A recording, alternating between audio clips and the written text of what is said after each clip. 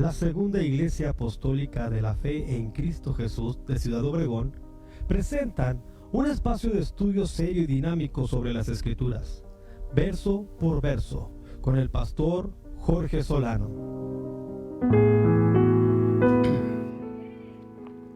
Estimados hermanos y amigos, que están con nosotros nuevamente en este espacio para leer comprensivamente la Escritura. Miren, ya gracias a Dios estamos en el programa número 87 y vamos sobre la lectura del libro de Números, capítulo 34 al 36. Hoy finalizaremos la lectura del libro de Números y ya para abordar Deuteronomio, para estar completando así el cuadro del Pentateuco. Gracias a Dios. Bueno, iniciamos rápidamente. Números 34 trata acerca de los límites de la tierra prometida, la tierra que estaban por conquistar. Recordemos que estamos ahorita en las llanuras de Moab, en el campamento de los israelitas. Ya habían derrotado a 3 reyes, están haciendo los preparativos y aquí hacen un recuento. El Señor les da la indicación de qué es lo que van a conquistar y hasta dónde. Y vamos a ver un poco de los puntos cardinales de los antiguos hebreos. Números 34:1. Y Jehová habló a Moisés diciendo: manda a los hijos de Israel y diles: cuando hubieres entrado en la tierra de Canaán, esto es, la tierra que os ha dado en heredad, la tierra de Canaán según sus términos, tendrás al lado sur desde el desierto de Sin hasta los términos de Edom, y os será el término del sur al extremo del mar salado al oriente. Aquí la palabra lado sur en hebreo es Negev. Tal vez usted haya escuchado ya en la lectura de la Biblia que cuando se habla del desierto del Negev, precisamente es el desierto que está al norte de Arabia y que por tanto colindaría al sur de las tierras de Canaán. Los antiguos no tenían un sistema cardinal como lo tenemos hoy, ni se guiaban por la estrella polar.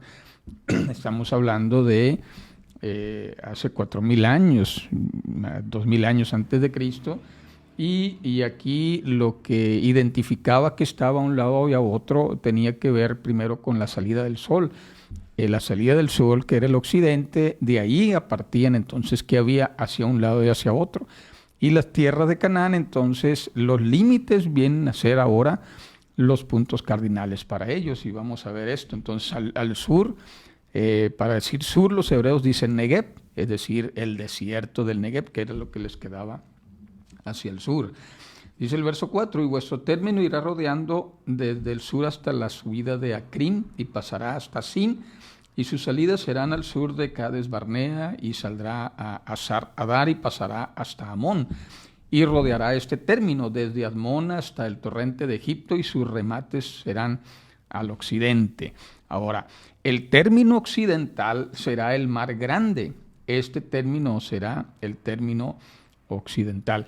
Es decir, si usted ubica en un mapa las tierras de Palestina o el actual Israel, se dará cuenta que al occidente, es decir, al oeste, está el mar Mediterráneo. Ese es lo que ellos llamaban el Mar Grande en ese tiempo. Y entonces, para decir occidente, ellos decían Yam. Yam es la palabra hebrea para mar. Entonces simplemente decían, al sur está el desierto, el Negev. Al oeste está el mar, el Mediterráneo. Esa es la manera de ubicarse. No sé si me estoy dando a entender. Ahora, y este será el término del norte, desde el Mar Grande, o señalarán hasta el monte Or. El término norte es Safón, y que tiene que ver con las montañas que había en la colindancia al norte del mar de Galilea, y entonces quedaba ya estipulado al sur el Negev, el desierto, al oeste el mar Mediterráneo, al norte el Safón, ¿verdad? Que era la tierra donde había mayor actividad demoníaca en tiempos de Jesús. Y luego dice: desde el monte Or señalaréis a la entrada de Amat, y serán las salidas de aquel término Sedad, y saldrá este término a Sifón, y serán sus remates hasta Hazar Enán. Este será el término norte, el término Safón. Para el término al oriente os señalarás desde Hazar Enán hasta Sefam. Y oriente, que es del hebreo Kedem, significa estar frente al sol. El oriente es lo que marca la salida del sol, sale del oriente, y allá dicen Kedem, que significa estar frente a, es decir, frente al sol, ese es el término oriente. Y entonces ya señala que bajará este término desde Safán a Ribla al oriente de Ain y descenderá al término y llegará a la costa del mar de Cineret al oriente. Después descenderá este término al Jordán y serán sus salidas al mar salado, en este caso el mar muerto, como se le conoce actualmente. Este será vuestra tierra por sus términos alrededor. Y mandó Moisés a los hijos de Israel diciendo, esta es la tierra que heredarán por suerte, la cual mandó Jehová que diese a las 9 tribus y a la media tribu.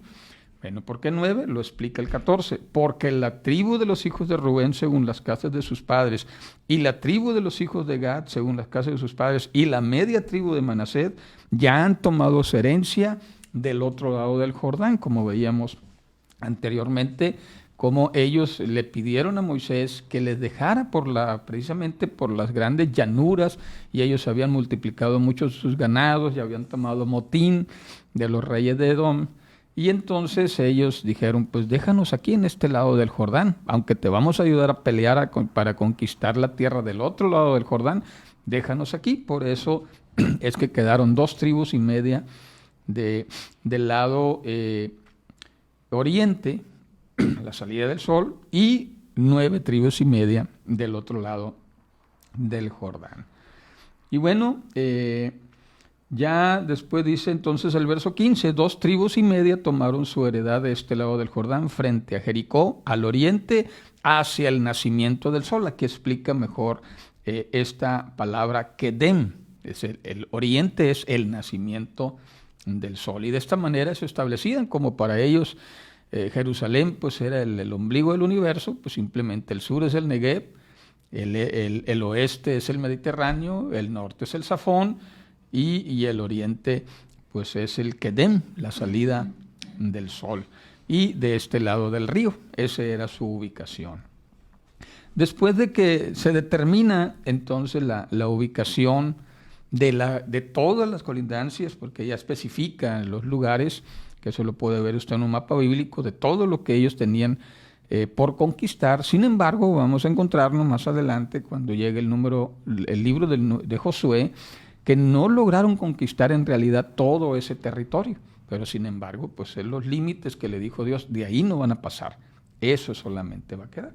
Y para ello era necesario establecer los líderes. Recordemos también que los líderes originales que se habían mencionado en el primer censo de Israel, en el libro de Números, pues murieron en el desierto, y entonces había que nombrar nuevos líderes que iban a capitanear la conquista, encabezada por Josué. Dice el verso 16 de Números 34, y habló Jehová a Moisés diciendo, estos son los nombres de los varones que les repartirán la tierra, Eleazar el sacerdote y Josué hijo de Nun. Ellos iban a ser los encargados por suerte de distribuir las tierras de acuerdo al número de los hijos de cada tribu. Y se mencionan a partir del verso 18, y se tomarán también de cada tribu un príncipe para dar la posesión de la tierra. Él se iba a encargar, a él le iban a decir, a ti te toca las llanuras de Hebrón y la montaña, y a ti te toca distribuirla entre toda tu tribu, toda tu descendencia. Y estos son los nombres, dice, de la tribu de Judá, Caleb, hijo de Jefone, de la tribu de los hijos de Simeón, Samuel, y bueno, me voy rápido en la lectura, de la tribu de Benjamín, Eliad, de los hijos de Dan, el príncipe Buki, que no es connotación de nuestro español, ¿no? Pero así es el nombre, de los hijos de José, de Manasés, Janiel, y de los hijos de Efraín, Kemuel, los hijos de Zabulón, príncipe Elisafán, de la tribu de Isaacar, Paltiel, de la tribu de Aser, Ayud, de la tribu de Neftalí, Pedael, y dice, a estos son los que mandó Jehová que hiciesen la repartición de la tierra, de la herencia, a los hijos de Israel en la tierra de Canaán. Pero luego viene una instrucción muy interesante, ya en el capítulo 35, las ciudades para los levitas. Recordemos que se había dicho que los levitas no iban a tener tierra para heredad, contrario a las 12 tribus, Y es que para ellos, como se iban a encargar del sacerdocio perpetuo en el templo, el desarrollo de todos los sacrificios y todo lo que tenía que ver con el armar el tabernáculo, lavar los utensilios, todo lo que tenía que ver, encender las lámparas, tocar las trompetas, los chofares. Bueno, entonces a ellos sí se les asignaron ciudades donde vivir, no territorios, sino ciudades y sus ejidos. Ahorita vamos a ver qué consiste. Dice Números 35:1. Y Jehová habló a Moisés en los campos de Moab, es el lugar donde están todavía, ahí duraron bastante tiempo, en las llanuras de Moab, planeando todo lo que se iba a hacer en la conquista. Junto al Jordán, frente a Jericó, del otro lado del Jordán. Manda a los hijos de Israel que den a los levitas de la posesión de su heredad ciudades en que habiten. También daréis a los levitas ejidos de esas ciudades alrededor de ellas. Y tendrán ellos las ciudades para habitar, y los ejidos de ellas serán para sus animales, y para sus ganados, y para sus bestias. Los ejidos de las ciudades que darán a los levitas serán de 1000 codos alrededor, desde el muro de la ciudad para afuera. 1000 codos es alrededor de 500 metros. Es un pequeño espacio, no es tierra de cultivo ni para construir, sino simplemente para apacentar los rebaños que pudieran tener los levitas. Y luego dice, medirás fuera de la ciudad a la parte del oriente 2000 codos, y a la parte sur 2000 codos, y al occidente 2000 codos, y a la parte norte 2000 codos, y la ciudad en medio, y esto tendrán por ejidos las ciudades, es decir, 1 kilómetro a la redonda de la ciudad era de la ciudad de los levitas, era su pertenencia, no iban más allá, todo el resto del territorio ya estaba por repartirse al resto de las tribus. Y bueno, pero luego dice, dentro de esas ciudades que darás a los levitas, 6 ciudades serán de refugio, las cuales darán para que el homicida se refugie allí. Además de estas darás 42 ciudades. Otra vez sale ese número 42, ¿recuerdan? El número de los 42 viajes de Israel, en 3 etapas de 14 viajes cada una, que después es retomado ese número en la apocalíptica judía, tanto en Daniel como después en la apocalíptica de Juan, en su Apocalipsis del Nuevo Testamento, ¿no?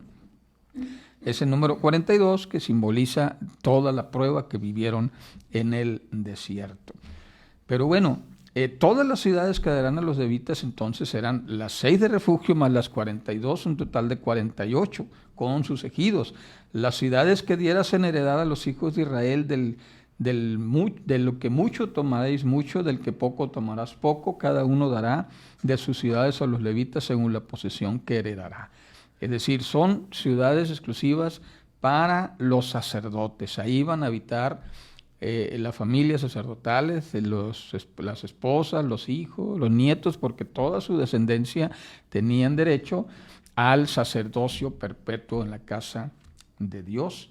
Pero no podían poseer tierras, pues ellos iban a vivir de las ofrendas que el pueblo generosamente traería, y era una parte de las ofrendas que se les daba, una parte de los sacrificios, cuando no eran holocaustos. El holocausto era la ofrenda del todo quemado, se quemaba todo el animal, ¿verdad?, que se ofrecía en sacrificio, pero el resto de las ofrendas no eran de ese tipo, eran ofrendas corbán, eran ofrendas que se ofrecían, se sacrificaba, se derramaba la sangre, se quemaba una parte del animal y el resto se distribuía una parte en específico para las familias sacerdotales. Ese era el sustento de las familias que se dedicaban al sacerdocio en el templo. Y bueno, de esas ciudades de refugio, que posteriormente en Deuteronomio capítulo 19 se retoma el tema, porque no voy a adelantarme, pero Deuteronomio es la segunda explicación o la segunda ley, ¿verdad? Cuando se da la segunda proclamación de la ley a estos hijos de los que nacieron en el desierto, que no conocieron la primera entrega de la ley en Sinaí, y se vuelve a dar, por eso se le llama Deuteronomio. Pero en Deuteronomio 19 se retoma el tema, pero no es hasta Josué capítulo 20 cuando se establece cuáles ciudades específicamente serán las ciudades de refugio para esta finalidad.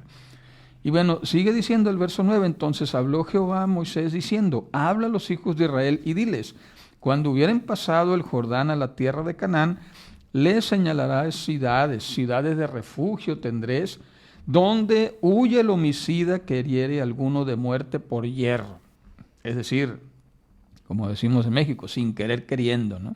Hay un accidente y le dio muerte por hierro, por error, pues, no por alevosía. Y luego, y serán aquellas ciudades por refugio del pariente, y no morirá el homicida hasta que esté a juicio delante de la congregación, porque recordemos que en una época donde la ley del talión estaba vigente, donde el homicida tenía que pagar ojo por ojo, diente por diente, vida por vida, pues si alguien mataba a un familiar, los familiares tenían todo el derecho de cobrarse con la vida del homicida y no había ninguna repercusión legal. Pero aquí, como se está hablando de que fue una muerte accidental, de aquí a que resuelvan los juzgados y que lo linchen, él tenía la alternativa de ir a refugiarse en estas ciudades, por eso se llaman ciudades de refugio, para que mientras estén los sacerdotes ahí a cargo de la ciudad, no iban a entrar ahí ninguna persona a hacer justicia por mano propia, se le iba a garantizar al homicida un juicio justo. Y también mientras estuviera viviendo en la ciudad de refugio, porque le daban abrigo, le daban casa, le daban cobijo, pues ahí no podían hacerle ningún daño. Es precisamente un tipo de lo que después vendría a ser la iglesia, la ciudad de refugio donde estamos hoy nosotros disfrutando. Entonces dice, de esas ciudades entonces tendrán 6 ciudades de refugio, 3 ciudades darás de este lado del Jordán y 3 ciudades en la tierra de Canaán, las cuales serán ciudades de refugio. Recuerden que estamos en las llanuras de Moab, del otro lado del Jordán, al lado oriente de la salida del sol, y ahí viene con nombrar 3 ciudades. Recuerden que se iban a quedar ahí 2 tribus y media, y muy numerosas por cierto, y después que eran la tribu de Rubén, la de Gad, y después de entrar pues otras 3 ciudades acá. Una de las más famosas va a ser Hebrón, donde va a suceder posteriormente un incidente ahí curioso en 2 de Samuel, en la época de los reyes, cuando hubo una venganza ahí que había que hacer de Abner, que había herido, ¿verdad? Había dado muerte a Asael, hermano de Joab, y después, esto lo podemos ver en 2 Samuel 3,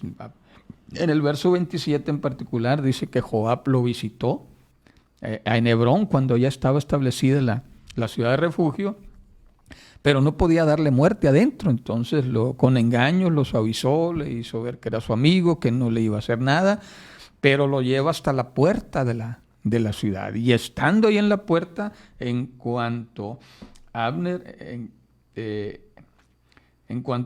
estaba con un pie afuera, Joab, dice que la escritura, que lo atravesó por la 5ª costilla y lo mató. Es decir, qué tan importante y tan sagrado era este mandato. No podía hacer nada dentro de la ciudad de refugio, pero poniendo un pie afuera estaba a merced de sus verdugos. Y bueno, también es una alegoría de lo que sucede en la iglesia cuando estamos bajo el refugio de Dios, pero cuando alguien decide apartarse, pues bueno, ya no está la protección divina. Por eso es importante permanecer en el seno de Cristo, ¿verdad? El seno de su iglesia. Pero bueno, retomando la lectura, ¿verdad? Les di nada más un pequeño esbozo de la importancia de las ciudades de refugio. Pero dice ya, esas ciudades serán para refugio, el verso 15, a los hijos de Israel y al peregrino. No solamente era para el pueblo de Israel, sino también para los extranjeros, ¿no? El peregrino está hablando de alguien que va de paso. Y al que morar entre ellos para que huya allá cualquiera que hiriere a muerte a otro por hierro.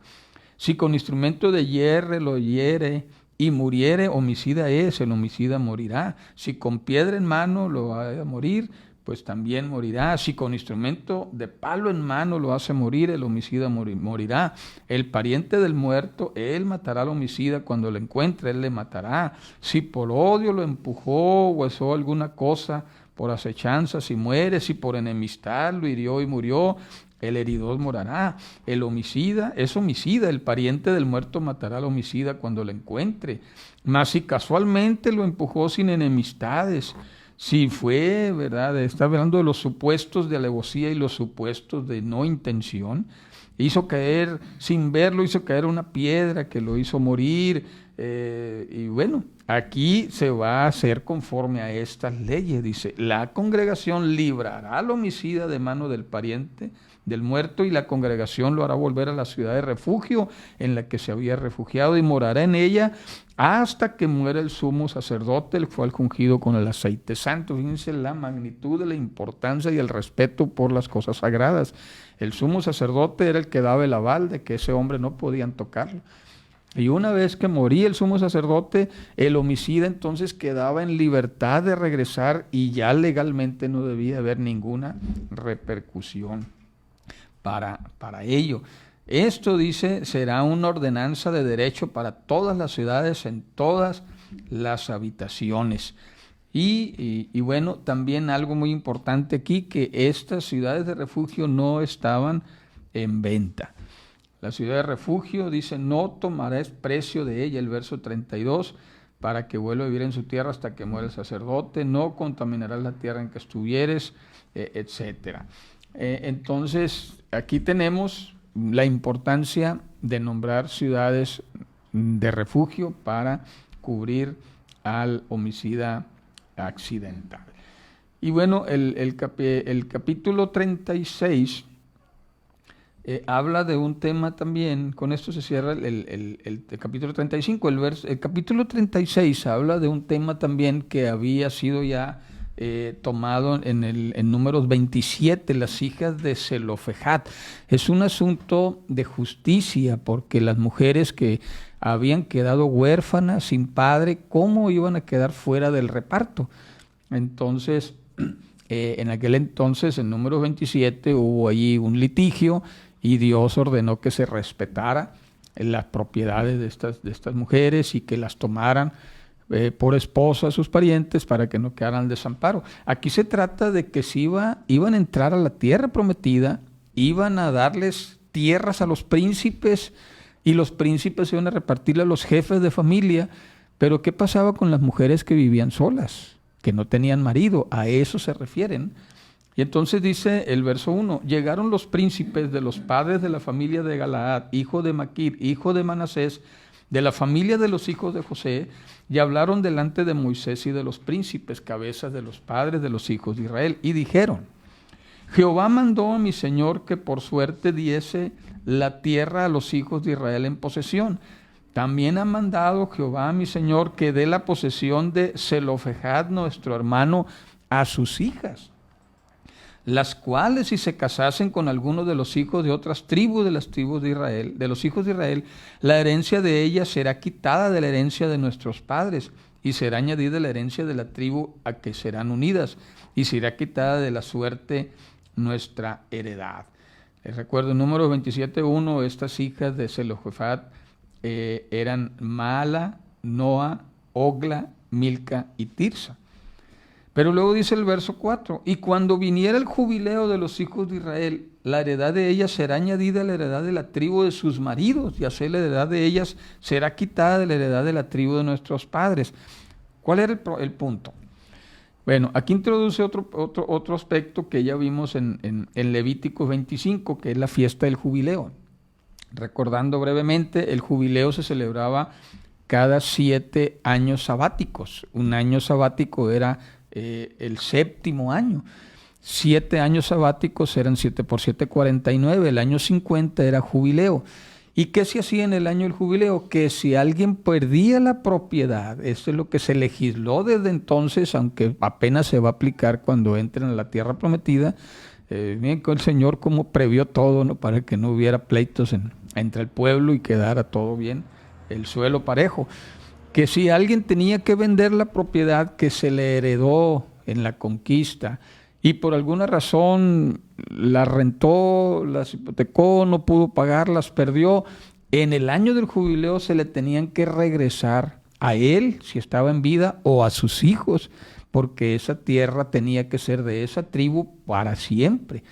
Y esta era la ley del jubileo. Sin embargo, entre otras cosas del jubileo que había, pero hablando del reparto de tierra, que es el tema que nos ocupa en Números 36, entonces dicen, ¿qué va a pasar con la propiedad de las hijas de Zelofejat? Porque a ella se les dio su propiedad, pero si se casan con alguien que no es de su tribu, entonces pues esa propiedad va a pasar a manos de su marido. Y entonces, cuando mueran ellas, ya va a desaparecer como desaparecer el apellido, y esas tierras jamás van a volver a la tribu original. De eso se trata la legislación. Entonces dice el verso 5, entonces Moisés mandó a los hijos de Israel por dicho de Jehová diciendo, la tribu de los hijos de José habla rectamente. Esto es lo que ha mandado Jehová acerca de las hijas de Zelofehad, diciendo, cásense como a ellas les plazca, pero en la familia de la tribu de su padre se casarán. Es decir, no están obligadas a que se les imponga marido, pero que se casen preferentemente en la tribu de su padre. Para que la heredad de los hijos de Israel no sea traspasada de tribu en tribu, para que cada uno de los hijos de Israel se unirá a la heredad de la tribu de sus padres.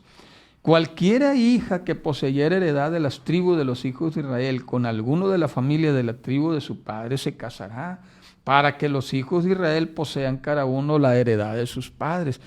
¿De qué se estaba legislando entonces?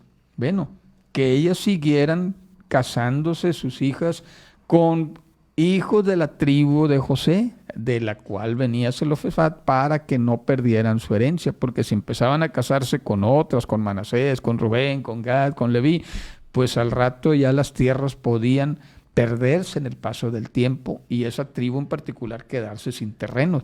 Ese era el derecho legal de la propiedad que Dios estaba instituyendo.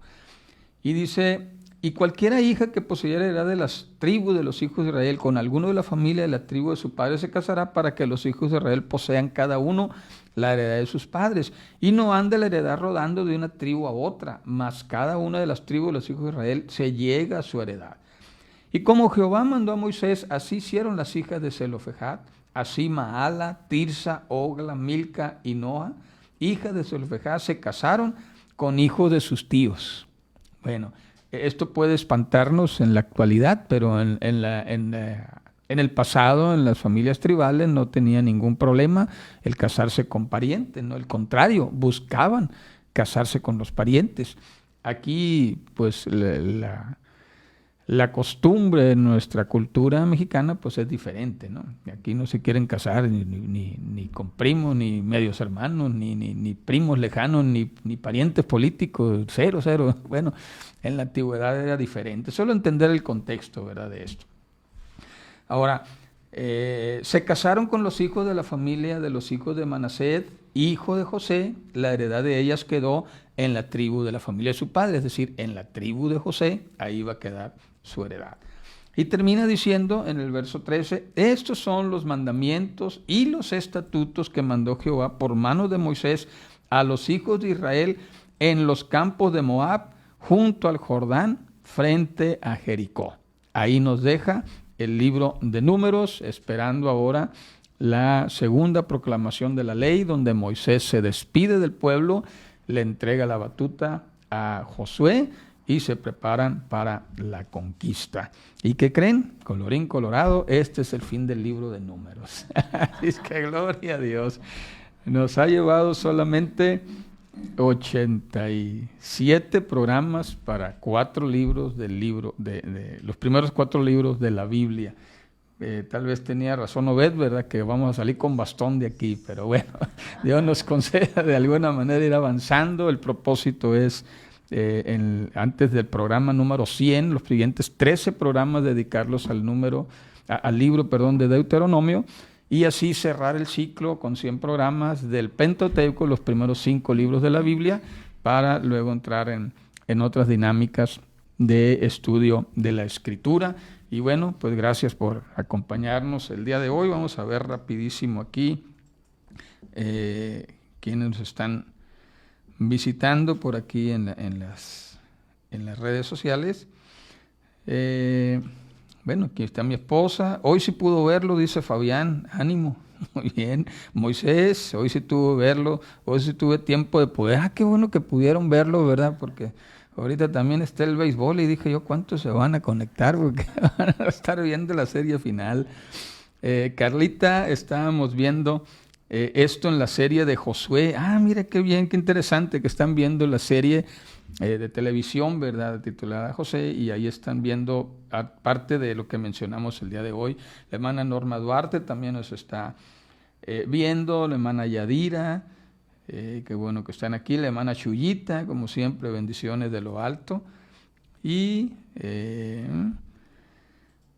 Cristín Barza también nos está escuchando por ahí, Uriel Vizcarra, y bueno, pues a todos ustedes, gracias por estar atendiendo el llamado cada lunes.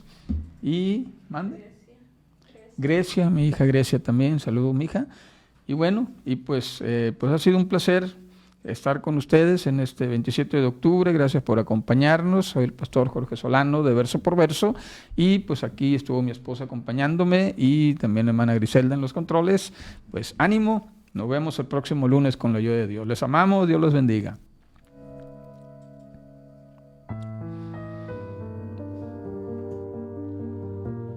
Gracias por escuchar Verso por Verso. Te invitamos a sintonizarnos todos los lunes a las 6 de la tarde por Radio Vida Obregón en el 100.1 FM.